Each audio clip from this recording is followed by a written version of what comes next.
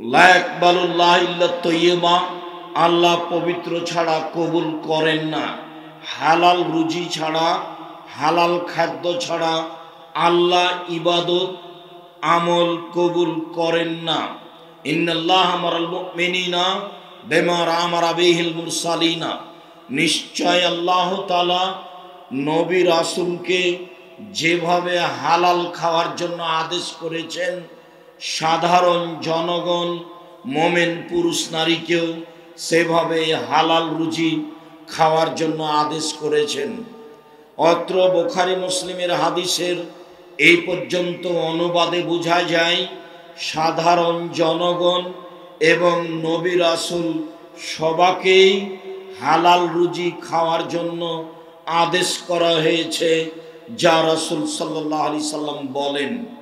সুম্মা যাকারা রাজুলা, তারপর আল্লাহর নবী একটা লোকের আলোচনা করলেন। ইতিলি সাফারা, যে লোকটি বিদেশে রয়েছে, আসাসা আকবারা, মাথার চুলগুলি এলোমেলো হয়েছে, ঠিকমতো গোসল করেনি, ঠিকমতো মাথার চুল চিরুনি করেনি, কাজেই তার মাথার চুল এলোমেলো হয়েছে এবং সে বিপদগ্রস্ত হয়েছে। ওয়ামুদ্দাইহে ইলা রাব্বিহি, সে তার প্রতিপালকের নিকটে দুই হাত উঠিয়ে প্রার্থনা করছে। সে বলছে, রব্বি রব্বি, হে আমার প্রতিপালক, আমি বিপদগ্রস্ত, তুমি আমাকে বিপদ থেকে বাঁচাও। দুঃখজনক হলেও সত্য, আল্লাহর নবী পরের অংশে বললেন, অমাতামহ হারাম, তার খাদ্য আছে হারাম, অমাশরাবুহ হারাম, তার পানি আছে হারাম, অমালবাসহ হারাম, তার পোশাক হচ্ছে হারাম। আন্না ইস্তাজাবু লাহু, তার দোয়া কি করে কবুল হতে পারে? বিদেশে থাকলে মুসাফিরের দোয়া কবুল হয়, এ কথাই ঠিক। আবার বিপদগ্রস্ত হয়ে আল্লাহকে বললে মাজলুম হিসাবে তার দোয়া কবুল হয়, এ কথাই ঠিক। আবার হাত তুলে দোয়া করলে ফেরত দেওয়া হয় না, এ কথাই ঠিক। তিনটে অবস্থায় তার কাছে আছে। মুসাফির, এটাও তার কাছে আছে, সে একজন মুসাফির। সে বিপদগ্রস্ত মাজলুম, এটাও তার কাছে আছে, যা বোঝা যাচ্ছে। হাত তুলে দোয়া করছে, যা ফেরত দেওয়া হয় না, ফেরত দিতে আল্লাহ তাআলা লজ্জা পান। কেউ যদি হাত তুলে দোয়া করে তাহলে আল্লাহ তার হাত ফিরিয়ে দিতে লজ্জা পান। এই তিনটে অবস্থা তার মধ্যে বিদ্যমান থাকার পরেও তার দাবি, তার দোয়া কবুল হলো না, এই জন্য যে তার খাদ্য হারাম, এই জন্য যে তার পানি হারাম, এই জন্য যে তার পোশাক হারাম। সম্মানিত দিনী ভাই বোন, এইটা মনে রাখতে হবে, জীবনে যদি হারাম রুজি থাকে তাহলে ইবাদত কবুল হবে না, এ কথাই ঠিক। আমি আপনি যারা হালাল রুজি উপার্জন করি না, তারা স্পষ্টই ভালো বুঝি যে আমার চাকরিতে সন্দেহ রয়েছে, আমার ব্যবসায় সন্দেহ রয়েছে, আমার উপার্জনের সন্দেহ রয়েছে, এই কথা মানুষ ভালোই বুঝে। সম্মানিত দিনী ভাই বোন, নোমান ইবনে বাশির রাদিয়াল্লাহু তাআলা আনহু বলেন, রাসূল সাল্লাল্লাহু আলাইহি সাল্লাম বলেছেন, আল হালালু বাইয়িন, হালাল হচ্ছে স্পষ্ট, আল হারামু বাইয়িন, হারাম হচ্ছে স্পষ্ট, ও বাইনাহুমা মুস্তাবিহাতুন, এই দুইটার মধ্যে সন্দেহযুক্ত একটা চাকরি রয়েছে, ব্যবসা রয়েছে, জমি জায়গা চাষ রয়েছে, অর্থ উপার্জন রয়েছে। লা ইয়ালামুহুন্না কাসীরুম মিনান নাস, যেটা বহু মানুষই স্পষ্ট হতে পারে না, জানতে বুঝতে পারে না, সঠিক সিদ্ধান্ত বের করতে পারে না। এই পর্যন্ত বলার পরে আল্লাহর নবী বলেন, ফামানিত্তাকা মিনাশ শুবহাতে ইস্তাবরা লিদ্দীনিহি ওয়া ইরজিহি, যে ব্যক্তি সন্দেহ থেকে নিজেকে বাঁচালো, চাকরি ছেড়ে দিল, ব্যবসা ছেড়ে দিল, এই জমি চাষ ছেড়ে দিল, সে তার দিনকে পরিপূর্ণ করে নিল। অমান ওয়াকাফি শুবহাতে ওয়াকাফিল হারামে, যে ব্যক্তি সন্দেহের মধ্যে পড়ল, সে হারামের মধ্যে পড়ল, যার চূড়ান্ত সিদ্ধান্ত নেই, সেটা চূড়ান্ত হারাম। যেই চাকরি চূড়ান্ত হালাল বলে বিবেচনা করা যায় না সেটা চূড়ান্ত হারাম। যে ব্যবসা চূড়ান্ত হালাল বলে সিদ্ধান্ত নেওয়া যায় না সেটা চূড়ান্ত হারাম। যেই জমি জায়গা নিজস্ব জমি জায়গা পৈতৃক সম্পত্তি কি না তা স্পষ্ট হওয়া যায় না, সেই জমি চাষ করে উপার্জন করা চূড়ান্ত হারাম। সম্মানিত দিনী ভাই বোন, অত্র বুখারী মুসলিমের হাদিসে বোঝা যায় যে রুজি চূড়ান্ত হালাল বলে বিবেচনা করা যায় না সেটা চূড়ান্ত হারাম। এ কথাই চূড়ান্ত। যে রুজি চূড়ান্ত হালাল বলে বিবেচনা করা যায় না সেই রুজি চূড়ান্ত হারাম। এ কথাই চূড়ান্ত, এ কথাই সঠিক।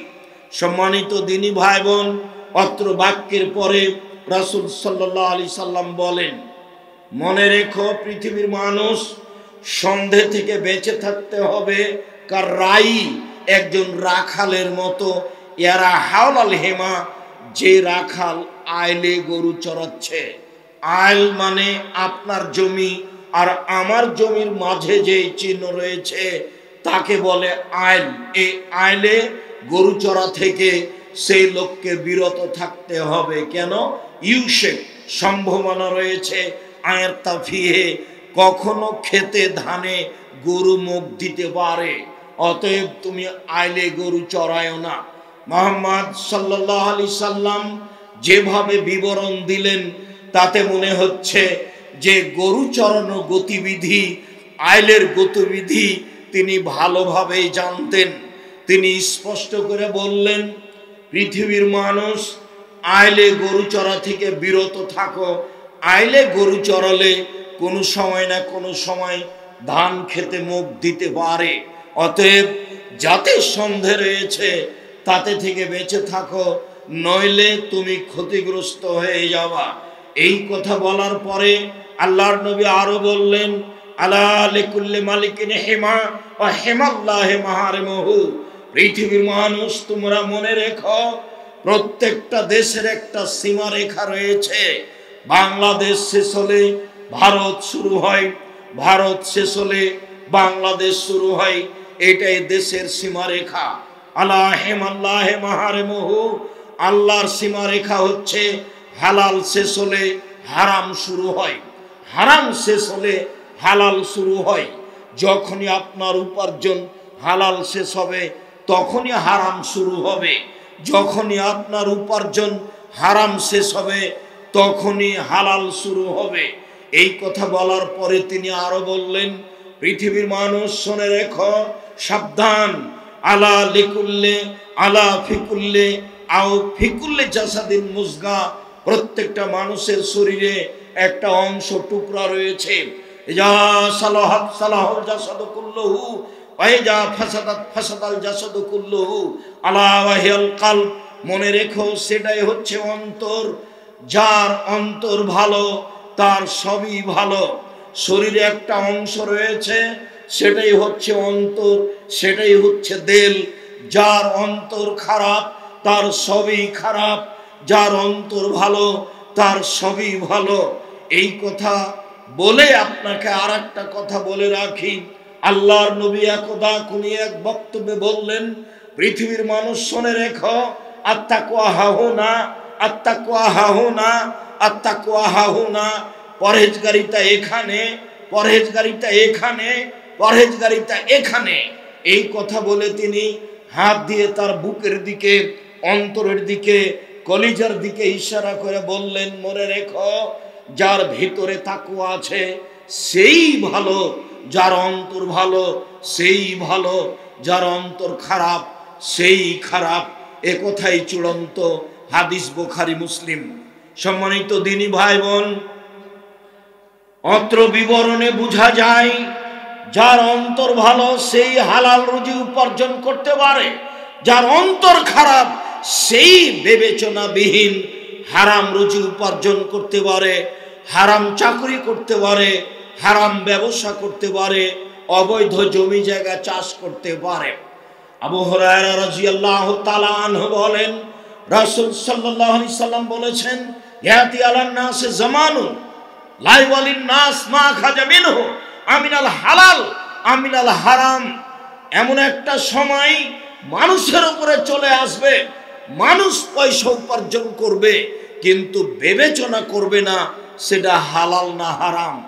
মানুষ কত কি করে আজ পয়সা উপার্জন করছে, সে বিবেচনা করে না এটা হালাল কি হারাম। চাকরি করছে বিবেচনা করে না এটা হালাল কি হারাম। ব্যবসা করছে বিবেচনা করে না এটা হালাল কি হারাম। সেটাই এই সময়, যেই সময়ের কথা আল্লাহর নবী বলেছেন। তিনি একদা বলেন,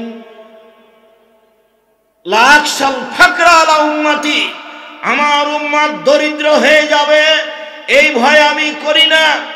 আমার উম্মত অর্থ সম্পদে নিঃস্ব হয়ে যাবে এই ভয় আমি করি না। আমার ভয় আমার উম্মত এতানাফাসুনা, এই পৃথিবী উপার্জনে তারা এমন ভাবে লেগে যাবে অতীতের মানুষ যেমন লেগে গেছিল। তুলসতা আলাইকুম দুনিয়া কামা বসাতাত মান কানা কাবলাকুম। সঙ্গী সাথী শুনে রেখো, তোমাদের সামনে পৃথিবী উপার্জনের পথ খুলে ধরা হবে। তোমরা দেখতে পাবে শুধু টাকা আর টাকা, উপার্জনের পথ আর পথ, অসংখ্য পয়সার পথ পন্থা। এই সময় যখন চলে আসবে, এমনই যখন তোমরা উপার্জনের পথ ঘাট দেখবে, তখন তোমরা উপার্জনের প্রতিযোগিতায় নেমে যাবে। তোমাদেরকে পৃথিবী ধ্বংস করে দিবে। যেমন ভাবে পূর্বের মানুষ এইভাবে উপার্জনে লেগে গেছিল, তাদেরকেও ধ্বংস করে দিয়েছে, এটাই আমার আশঙ্কা। সম্মানিত দিনী ভাই বোন, অত্র বুখারী মুসলিমের হাদিসও এটাই প্রমাণ করে যে মানুষ নির্দ্বিধায় উপার্জনের পিছনে লেগে যাবে, বিবেচনা করবে না হালাল না হারাম।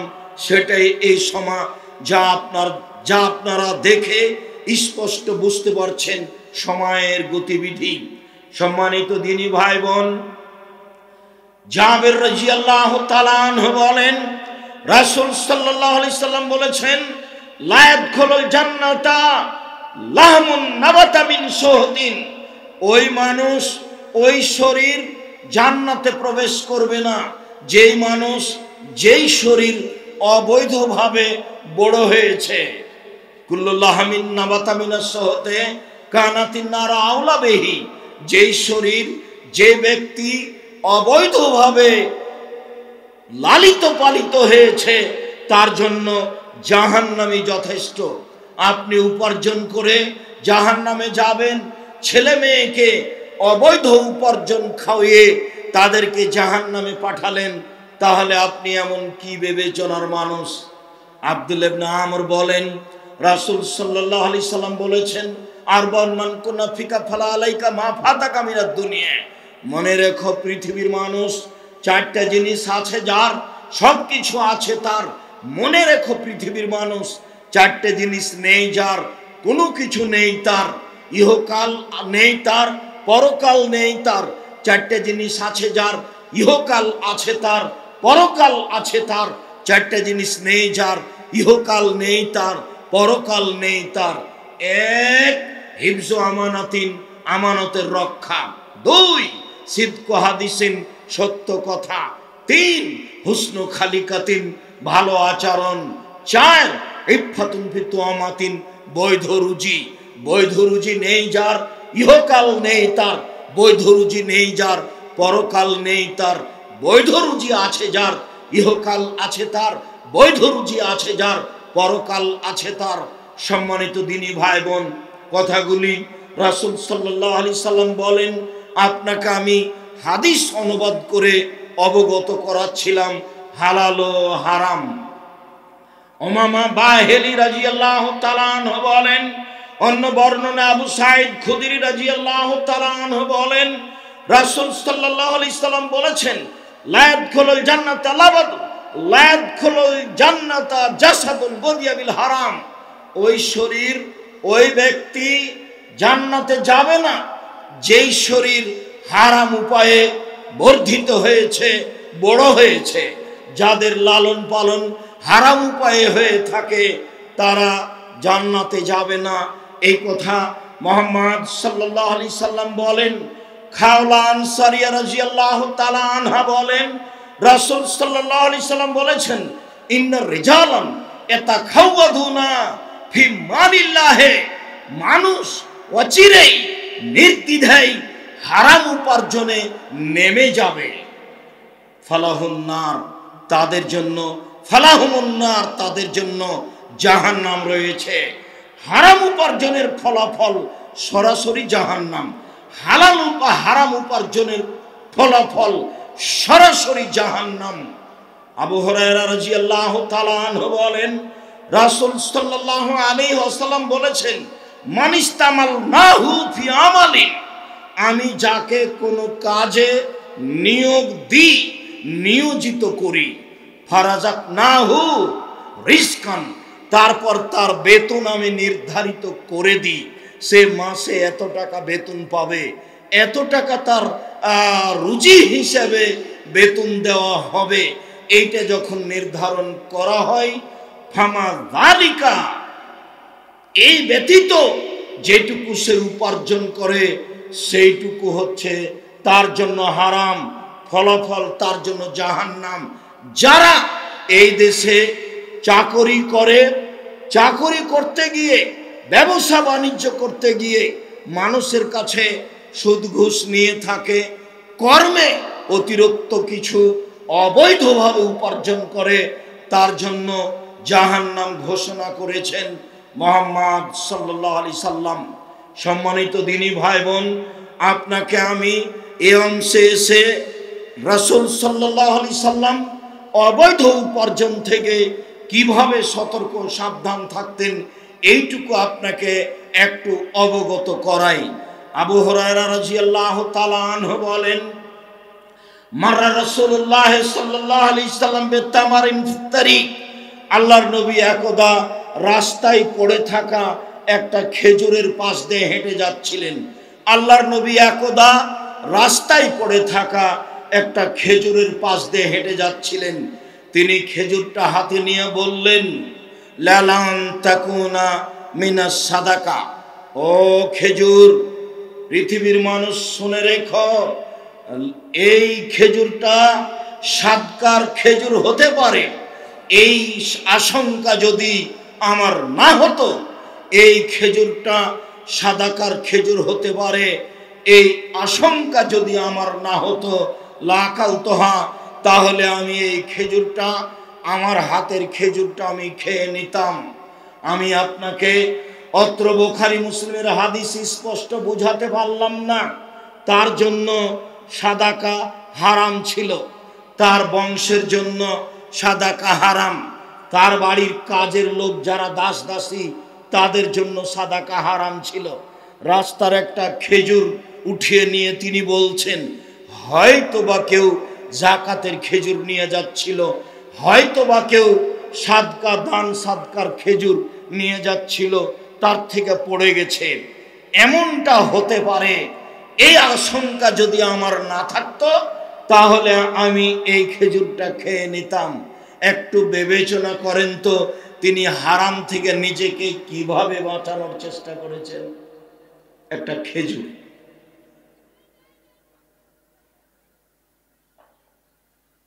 আমরাও বিপদে, প্রায় মানুষই বিপদে।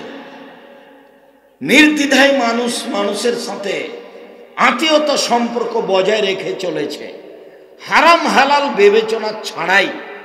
বিশেষ করে খাওয়ার ব্যাপারে মানুষকে খুব বেশি থেকে বেশি সতর্ক থাকা উচিত। অত্র বুখারী মুসলিমের হাদিসে এক নম্বর যেটা প্রমাণ হয়, সেটা হলো অল্প জিনিস যদি পড়ে পাই তাহলে তা খেয়ে নিতে পারে প্রচার ছাড়াই। অত্র বুখারী মুসলিমের হাদিসে বোঝা যায় যে আল্লাহর নবী গায়েবের খবর জানতেন না। খেজুরটা হাতে আছে, তিনি বলতে পারছেন না যে এই খেজুরটা সাদকার না সাদকার নয়। তো হাতের খেজুর যদি বলতে না পারেন যে এটা সাদকার না সাদকার নয়, তাহলে তিনি গায়েবের খবর কিভাবে জানবেন? আবু হুরায়রা রাদিয়াল্লাহু তাআলা আনহু বলেন, আখাযা হাসান ইবনে আলী তামারাতান মিন তামারি সাদাকা একদা আলী রাদিয়াল্লাহু তাআলা আনহুর ছেলে হাসান যাকাতের একটা খেজুর নিয়ে মুখে দিয়ে দিয়েছেন, ফাজালাহা ফি ফিহি, খেজুরটা নিয়েই মুখে দিয়ে দিয়েছেন। আল্লাহর নবী তাৎক্ষণিক তার কাছে উঠে তাকে বলছেন, কিক কিক লিয়াতরাহা, মুখ থেকে বের করো, মুখ থেকে বের করো, মুখ থেকে বের করো। পরিস্থিতি, মুখের ভিতরে হাত ঢুকিয়ে খেজুরটা বের করে ফেললেন। পরিস্থিতি এমনটাই বুঝায়। তিনি বারবার বলছেন, বের করে ফেলো, বের করে ফেলো, আমার স্বার্থটা তুমি জানো না? ইন্না সাদকা লা তাহিল্লু লানা ওয়ালে আলে মুহাম্মাদিন আলে উমা আলে আলে মুহাম্মাদিন, এই সাদাকা, সাদকার খেজুর সাদাকা আমার জন্য হালাল নয়, আমার পরিবারের জন্য হালাল নয়। বের করো, মুখ থেকে বের করো। মুহাম্মদ সাল্লাল্লাহু আলাইহি সাল্লাম হাসান রাদিয়াল্লাহু তাআলা একটা ছোট ছেলে একটা যাকাতের খেজুর মুখে দিয়েছেন, তিনি এইভাবে বের করার চেষ্টা করলেন। আমি আর আপনি নির্দ্বিধায় হারাম উপার্জন করছি, আহাল পরিবার নিয়ে খুশিতে খেয়ে যাচ্ছি।